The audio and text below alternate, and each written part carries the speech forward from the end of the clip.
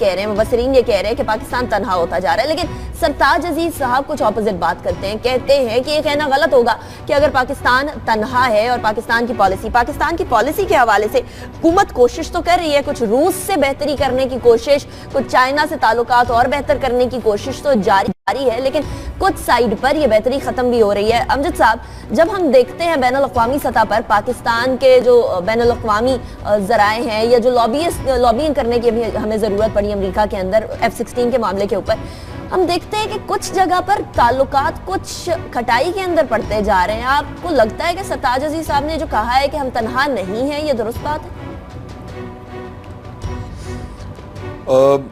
سرتاج عزیز صاحب کا کہنا پارشلی درست ہے.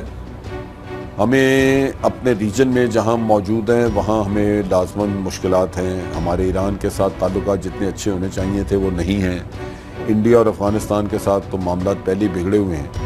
تو کم از کم ایران کو ہم اپنے ساتھ کھڑا کر سکتے تھے, اور اس میں دو چیزیں تھیں جو ہمیں کارآمد تھیں لیکن ہم نے استعمال نہیں کی. میں سمجھتا ہوں موجودہ حکومت کا قصور ہے اس میں.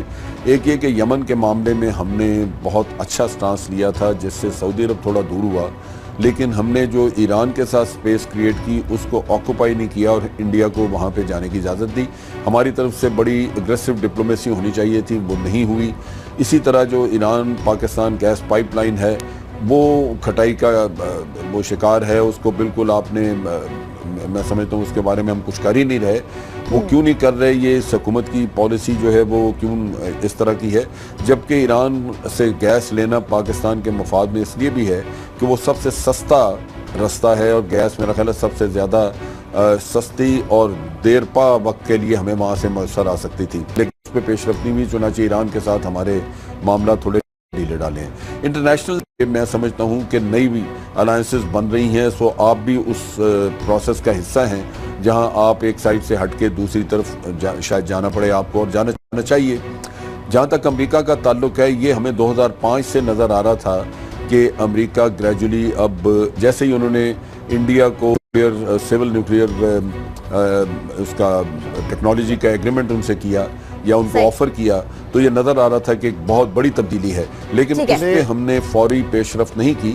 لیکن اب بھی موقع ہے, اور یہ ہوگا کہ جب امریکہ آپ کو آئسولیشن وقتی طور پہ نظر آئے گی, جب امریکہ کسی کو فیور کرے گا تو آپ دیکھیں گے مغربی دنیا جو ہے وہ فوراً اس کا جھکاؤ ادھر ہوگا. امریکہ جس سے ہٹے گا مغربی دنیا اس سے ساری. جس طریقے سے آپ فرما رہے ہیں کہ ان دی شارٹ رن ہم لوگوں کو آئسولیشن لگے گی, لیکن تنویر صاحب یہ ڈپلومیسی ایٹ دی اینڈ ابھی ہم لوگ دیکھ رہے ہیں کہ کچھ ایمبیسڈرز کو بلایا جاتا ہے, ان کو بریف کیا جاتا ہے ڈپلومیسی کے حوالے سے, پھر 22 پارلیمنٹیرینز کو کشمیر کے ایشو پہ.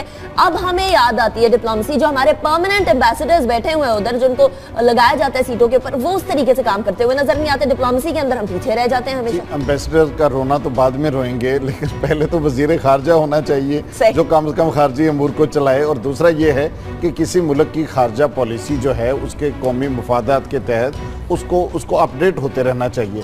ہمارے ہاں معاملہ یہ ہے کہ جو حکمران ہوتا ہے وہ پارلیمنٹ کو خارجہ امور کے اعتماد میں نہیں لیتا, کیبنٹ کو اعتماد میں نہیں لیتا.